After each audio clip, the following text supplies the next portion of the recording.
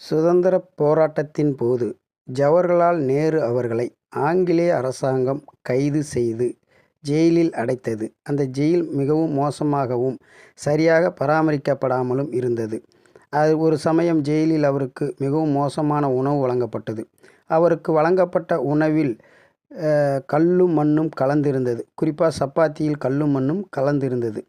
அதனை ஜெயில் வார்டனிடம் புகார் கொடுத்தார் நேரு அவர்கள். நீங்கள் எல்லாம் பெரிய சுதந்திர போராட்ட வீரர் என்று மக்கள் பேசிக்கொள்கிறார்கள். ஆனால் அற்ப உணவுக்கு இவ்வளவு முக்கியத்துவம் தருகிறீர்கள். சப்பாத்திகளில் கல்லும் மண்ணும் கிடந்தால் என்ன? அவை கூட உங்கள் தாய் நாட்டு கற்கள் தானே, தாய் மண் தானே.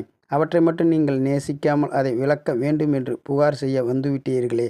அப்படியானால் உங்கள் தாய் மண்ணை நீங்கள் உண்மையாக நேசிக்கவில்லை என்று தானே பொருள். நேரு அமைதியாக இருந்து கொண்டு, நான் உண்மையிலே என் தாய் திரு நாட்டின் மண்ணையும் கல்லையும் நேசிக்கிறேன். ஆகையால் தான் அவற்றை நான் உண்ண விரும்பவில்லை என்றார். இதை கேட்ட ஜெயில் வார்டன் மிகவும் வருத்தப்பட்டு அவர் சவுக்கால் அடிபட்டது போல துடிதுடித்தார். நன்றி.